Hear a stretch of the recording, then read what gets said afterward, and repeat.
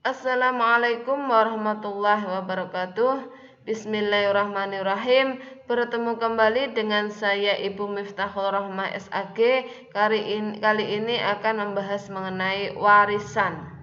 Dalam Islam dibahas mengenai warisan dengan harapan supaya tidak terjadi perselisihan dalam pembagian warisan. Kita sebagai umat Islam setidaknya harus melaksanakan ajaran-ajaran Islam, melaksanakan syariat Islam yang berhubungan dengan warisan sesuai dengan fikih Islam. Adapun dalam warisan ini hubungannya dengan harta waris. Warisan adalah harta yang ditinggalkan seseorang setelah meninggal dunia. Adapun ilmu tentang warisan disebut dengan ilmu faraid atau ilmu mawaris. Ada 3 hal yang perlu kita pelajari mengenai warisan. Harta yang ditinggalkan disebut harta waris, orang yang meninggal disebut mawaris, orang yang menerima warisan disebut ahli waris. Adapun dasar dalam pembagian warisan ini terdapat dalam surat An-Nisa ayat 11 yang di sini dijelaskan berapa harta yang ditinggalkan, berapa harta yang diterima oleh ahli waris, dan bagian-bagiannya berapa. Ini sudah diterangkan dalam surat An-Nisa ayat 11. Adapun rukun warisan, ahli waris, pihak yang berhak mendapat warisan, muwaris, pihak yang berhak meninggalkan, pihak yang meninggalkan harta waris atau orang yang meninggal atau jenazah itu disebut muwaris, maurus, harta yang ditinggalkan oleh muwaris, harta yang ditinggalkan oleh jenazah. Ahli waris, pihak yang mendapatkan warisan, muwaris, orang yang meninggal dunia, maurus, harta yang akan dibagikan. Adapun sebab-sebab menerima warisan, tidak semua orang yang ada di dekat kita ini akan menerima warisan. Ada beberapa sebab seseorang ini akan mendapatkan warisan. Yang pertama karena nasab, hubungan kekerabatan, hubungan darah. Yang kedua karena pernikahan yang sah, yaitu suami atau istri.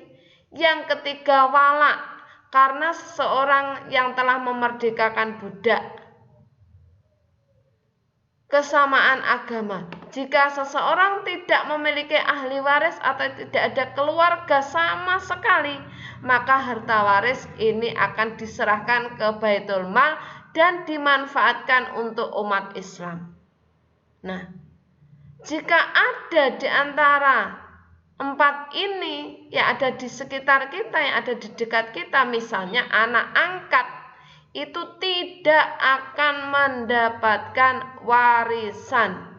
Ingat, anak angkat tidak mendapatkan warisan karena tidak ada hubungan kekerabatan, hubungan darah. Sebab-sebab tidak menerima warisan. Kadangkala orang tersebut ada di dekat kita, bahkan sedarah dengan kita, tetapi dia tidak berhak menerima warisan. Siapakah dia? Yang pertama, orang yang menghilangkan nyawa atau membunuh. Orang yang membunuh jenazah, dia tidak akan menerima warisan. Yang kedua, orang yang keluar dari Islam atau murtad, meskipun dia anaknya, meskipun dia saudaranya, meskipun dia orang tuanya, tetapi kalau dia tidak beragama Islam, dia telah keluar dari Islam, maka dia tidak akan mendapatkan warisan. Yang ketiga, orang yang berbeda agama atau kafir. Dia adalah misalnya menantu atau misalnya suami atau istri.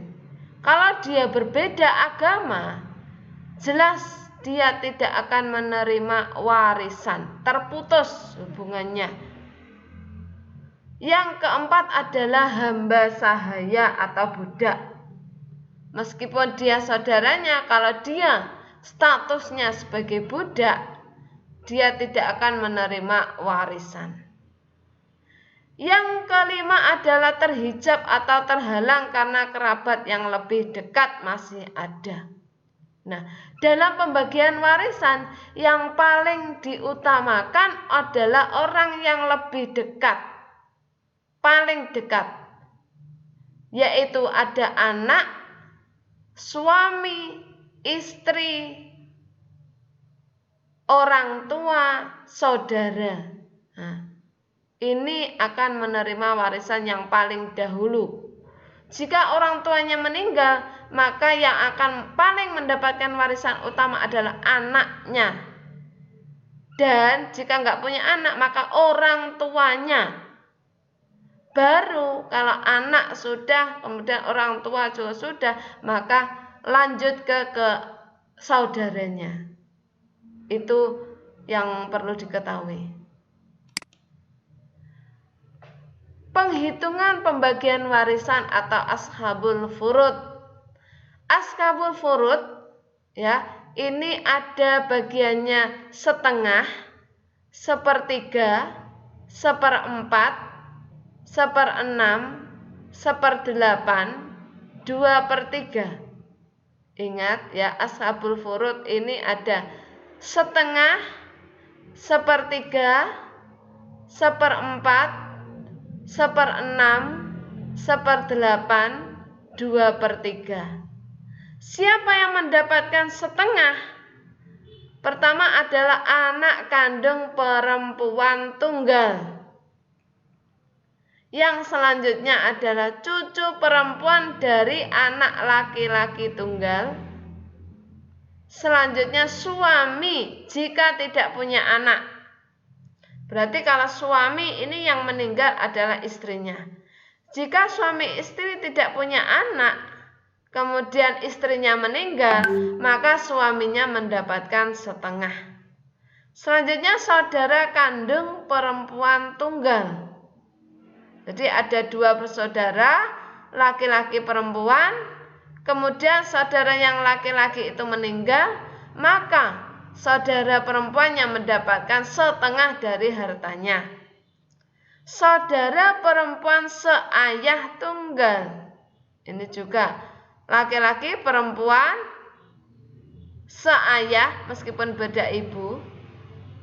Nah, jika laki-lakinya meninggal, saudara perempuan seayah tersebut akan mendapatkan setengah bagian.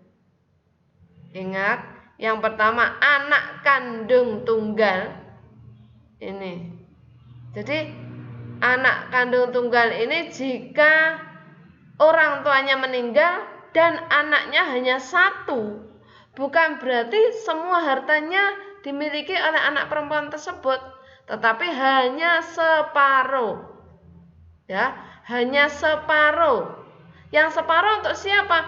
Untuk ahli waris yang lainnya. Yang selanjutnya adalah 1/4. Suami yang ditinggal wafat istrinya dan mempunyai anak. Jadi ada suami istri punya anak, istrinya meninggal, maka suaminya mendapat 1/4. Lanjut, istri yang ditinggal wafat suaminya tetapi tidak punya anak. Jadi suami dan istri yang tidak punya anak, sedang suaminya meninggal, maka istrinya mendapat 1/4. Kalau istrinya meninggal, suami mendapat 1/4 dibagi dengan anaknya. Tapi kalau suami meninggal, istri yang tidak punya anak tadi juga mendapat 1/4. Yang lainnya kemana? Untuk ahli waris yang lainnya. 1/8 ini istri yang ditinggal wafat suaminya sedangkan suaminya mempunyai anak. Istrinya, baik istrinya ini hanya 1 atau 2 atau 3, semuanya mendapat 1/8. Jadi kalau istrinya 2 berarti 1/8 dibagi 2. Ini jika suami tidak punya anak. Jika suami mempunyai anak. Jadi istri hanya dapat 1/8. Baik istrinya 1, 2, 3, atau 4, 1/8 dibagi istri-istrinya tersebut. 2/3. Siapa yang mendapat 2/3? 2 orang anak perempuan atau lebih. Nah, jika suami istri mempunyai 2 orang anak perempuan, ini mendapatkan 2/3. Nah, lainnya kemana yang 1/3? Untuk ahli waris yang lainnya. Jadi, kalau anaknya 1 mendapat setengah, kalau anaknya 2 perempuan semua, ini mendapatkan 2/3 dibagi 2 orang atau lebih tadi. 2 saudara perempuan atau lebih, baik kandung maupun seayah.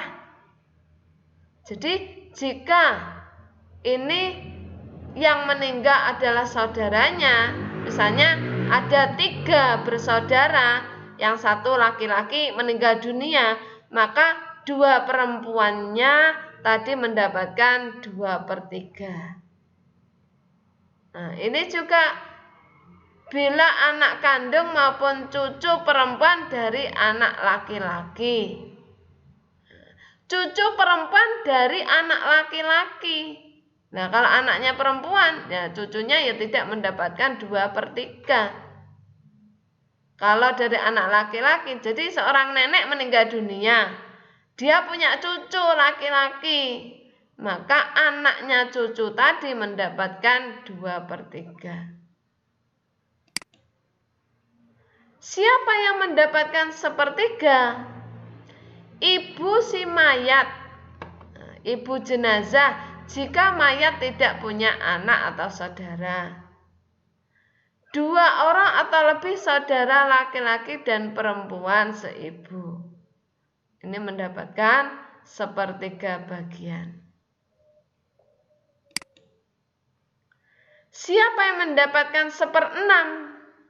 Ayah, jika mayat punya anak. Jadi di sini ada mayat, kemudian punya orang tua, kemudian mayatnya punya anak.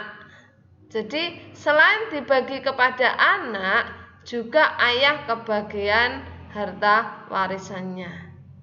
Ibu jika mayat punya anak. Jadi ayah dan ibu, anaknya meninggal, maka ayah ibunya mendapat 1/6. Nah, ini orang anaknya mayat juga mendapatkan sesuai bagiannya. Ibu jika mayat punya saudara. Kakek atau nenek, juga kakek neneknya jenazah. Saudara laki-laki atau perempuan seibu. Ini jauh ini. Tapi yang didahulukan adalah anaknya mayat, orang tuanya mayat, baru anak sudah, orang tua sudah nggak ada misalnya, ini baru ke saudara perempuannya. Nah, kalau si jenazah masih punya anak laki-laki perempuan, maka wajib diberikan anak tersebut, saudaranya tidak mendapatkan. Seperti itu. Asobah itu ahli waris yang mendapatkan sisa harta warisan semuanya. Jadi jika jika anak meninggal dunia, jika ada seorang meninggal dunia, kemudian dia tidak punya siapapun, hanya ada 1, misalnya hanya ada anak laki-laki saja, maka semua hartanya akan diberikan kepada asobah.